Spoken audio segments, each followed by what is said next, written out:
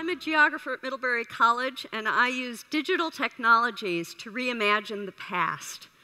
I want to take you to Gettysburg, Pennsylvania, July 1, 1863. We're right in the middle of the Civil War. From the northwest, the Confederate forces under Robert E. Lee, and from the southeast, the Union forces under George Meade converge at this place more or less by chance. They didn't plan to fight here, but the Battle of Gettysburg turns out to be the turning point of the Civil War. Now, Robert E. Lee is probably the most famous American general, widely respected. But at Gettysburg, he made some crucial mistakes. Probably the most important was in ordering Picketts Charge. I'm going to show you how I took a new look at Picketts Charge with historical maps and GIS. My key map was this extraordinary thing, 12 feet by 13 feet, in the Vault of Treasures at the National Archives. Here are some of my students at Middlebury to give you a sense of that scale. It was recompiled into a finished map the size of a large poster. You can see the layout of the town of Gettysburg. You see the undulating shape of the terrain. If you look at other details, you can see forests and orchards and streams and roads. I want you to look at those very fine black lines. Those are called contour lines, and they show the elevation at 4-foot intervals, the most detailed elevation I have ever seen. Now, before I explain this image, I need to tell you a little about GIS. It stands for Geographic Information Systems. It's a kind of software that allows you to map almost anything. You can also use it to do terrain analysis. For example, if you're building a ski resort and you want people to get off the lift and have the most spectacular view possible, you use viewshed analysis that shows you what you can see from a certain point on the terrain. I used that to place myself digitally in the footsteps of Robert E. Lee to ask what could he see and what could he not see that might have influenced his command decisions. Now, back to these contour lines. This is the best elevation data that I could find. I traced all of the lines. You see in the black and white drawing some of those lines, stitched them together, gave them elevation values, and then transformed it within the GIS program into a continuous terrain. This is a simulation of the ground, of the battlefield. Now I'm ready to place myself in Lee's boots and ask what he could see. The particular moment I want to look at is that battle that I mentioned, Picketts Charge. Lee makes a crucial decision on the morning of the third day. This is July 3rd, 1863. The fighting on the previous 2 days has been fierce. It's gone back and forth. Neither side has a clear advantage. Lee goes down to the bottom of the field. We know this. Here's my gorgeous source map again. And watch the red circle appear. He goes to the southern end of the battlefield at about 8 o'clock in the morning with his binoculars and looks through them to figure out where to attack the Union line. Where are they most vulnerable? Now, in this next image, I'm going to show you the GIS process called viewshed analysis along with Lee's line of sight. In that sort of reddish cone is the direction we think he was looking. Viewshed analysis, remember, tells me what I can see and what I can't see from a certain point. So in this map, the gray area is what Lee couldn't see. The clear area where you see that historic map coming through is what he could have definitely seen. Notice how much of the right side of the map is in gray. Now we add another crucial piece of information.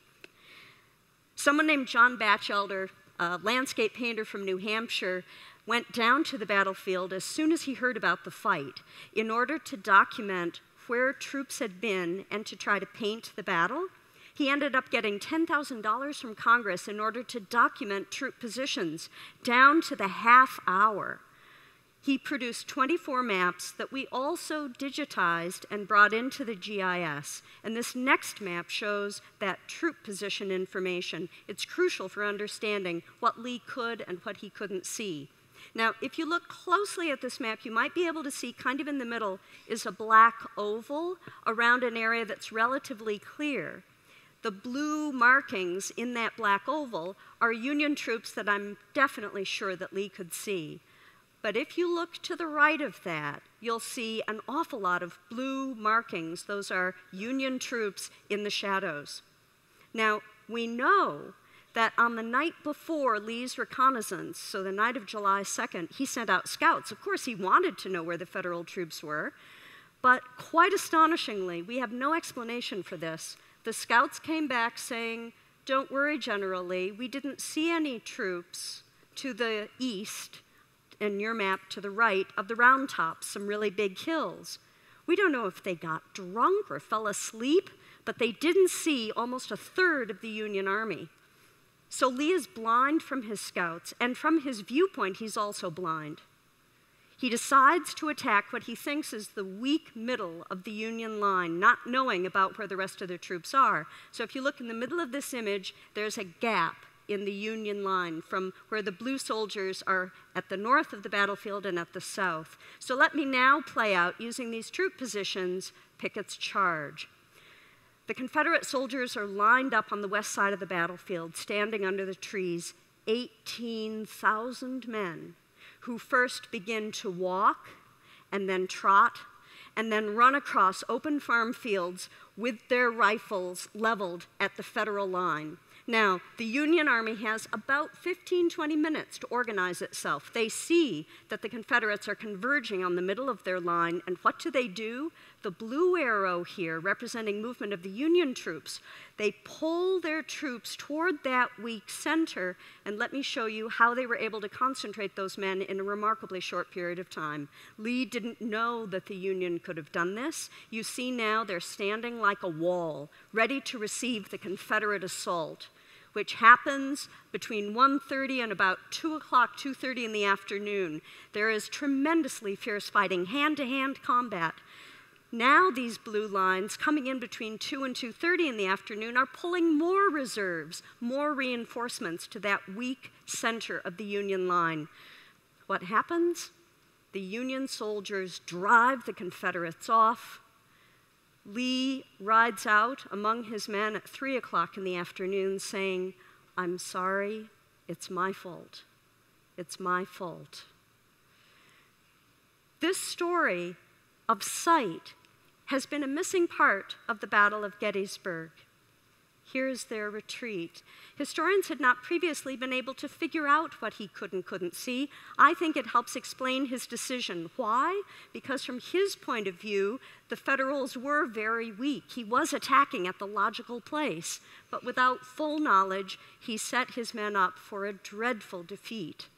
Now there's one more piece to this story. Last summer was the 150th anniversary of the Battle of Gettysburg, and I was able to work with a 3D animator. So we were able to use the GIS information to render the terrain as you see it here. And my closing story is about how sight helped the other side. A Federal general named G.K. Warren stood in the spot that this panoramic view is showing you, looking out over the battlefield. And at a key moment on day 2, he was able to see on the far horizon Confederate soldiers emerging out of the trees who were about to attack Little Round Top. He called in reinforcements just in time and saved the day for the Union, setting the stage for the Union almost victory on day 3. So I hope that all of you who are so gifted with digital technologies will begin to think about how you can use them for history. It can be amazing. Thank you.